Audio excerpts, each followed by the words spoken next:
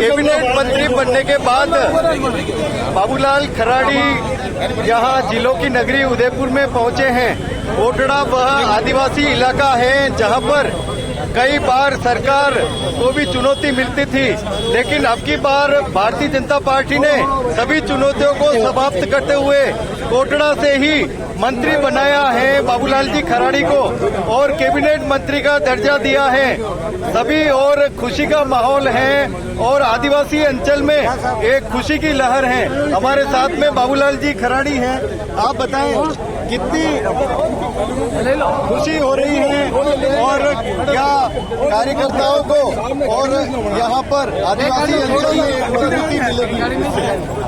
सबसे पहले तो मैं कार्यकर्ता और जनता जनार्दन को धन्यवाद देना चाहूंगा। जनता जनार्दन ने भारतीय जनता पार्टी पर भरोसा किया है। कांग्रेस के कुशासन से जनता दुखी थी, महिलाओं के साथ उत्पीड़न होता था, युवा दुखी था, किसान दुखी था। उसी से परेशान होकर के भारतीय जनता पार्टी को पूर्ण बहुमत की सरकार बनाई है। अब हम सबकी जिम्मेदारी है कि कांग्रेस ने एक मतलब कर्जदार राजस्थान हमको दिया है। एक तरह से पिछड़ा राजस्थान पर विकास की गति में बहुत पीछे ले गए हैं। उस सारी चीजों को देख करके हमको इस आगे राजस्थान को आगे बढ़ाना है। अब आप देखेंगे अभी हम सरकार का गठन हो गया, मंत्रिमंडल गठन हो गया। अब आगे हम देखना आपके सरकार चलेगी, पता लगेगा किस प्रकार से आगे राजस्थान को ले जाएंगे। बाबूलाल जी, आपका इलाका पूरा आदिवासी इलाका है और ऐसा इलाका है जहाँ पर बीमारियों के नाम पे, समस्याओं के नाम पे सरकार को चुनौती मिलती थी।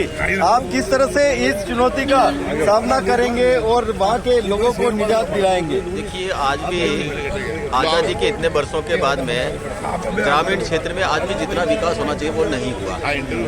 विकास बहुत पहले होना चाहिए। जो सरकारें अधिकतम समय हिंदुस्तान की धरती पर जो शासन में रही,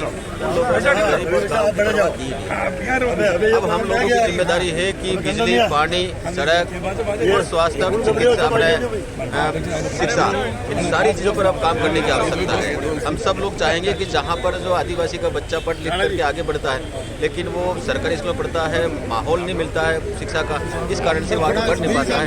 अब हम चाहेंगे कि हम लोग अच्छा वातावरण दें और जो होशियार लड़के हैं, प्रतिभावान छात्र हैं, उनको अच्छा माहौल दे करके उनको अच्छे कंपटीशन में आगे बढ़ाने का हम काम करेंगे, तो निश्चित इस क्षेत्र का भला होगा। बाबूलाल जी, यहाँ पर गुलाब चंद जी कटारिया एक कद्दावर नेता के रूप में थे, अब असम के राज्यपाल बने हैं। उनकी कमी कार्यकर्ताओं में किस तरह से पूरी की जाएगी? देखिए, वो हमारे आदर्श है जी। राजनीति में एक बेदाग व्यक्ति वो रहे और मेवाड़ ही नहीं, पूरे राजस्थान में उन्होंने एक अलग तरह से छवि भी थी, उन्होंने अलग तरह से पहचान बनाई थी। उनकी जो विरासत है उसको हम सब लोग मिलकर के आगे बढ़ाने का काम करेंगे।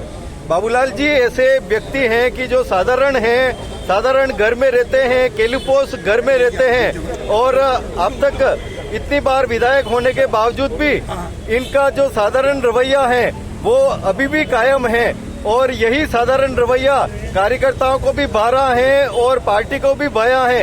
इसीलिए कैबिनेट का दर्जा दिया है और उनको मंत्री बनाकर उस मेवाड़ में भेजा है जहां पर राणा पूंजा ने महाराणा प्रताप की सहायता की थी और मेवाड़ के स्वाभिमान को आज भी देश और दुनिया में जाना जाता है। ऐसा ही स्वाभिमान बरकरार रखेंगे बाबूलाल जी, ऐसी सबकी उम्मीद है। बहुत बहुत धन्यवाद। भारत माता की जय।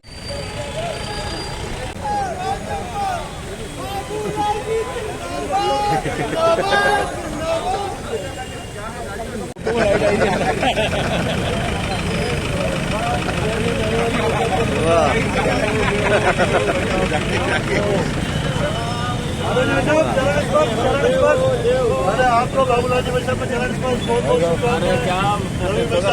नमस्कार।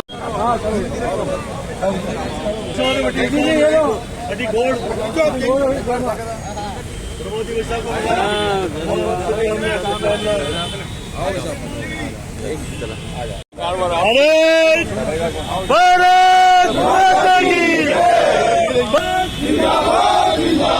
भाजपा जिंदाबाद जिंदाबाद जिंदाबाद। अरे हाथ बचे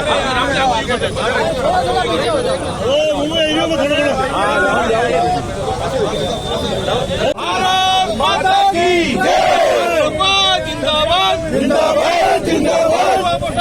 अमर रहे, अमर रहे, अमर रहे, अमर रहे, अमर रहे। भाजपा जिंदाबाद जिंदाबाद भाजपा जिंदाबाद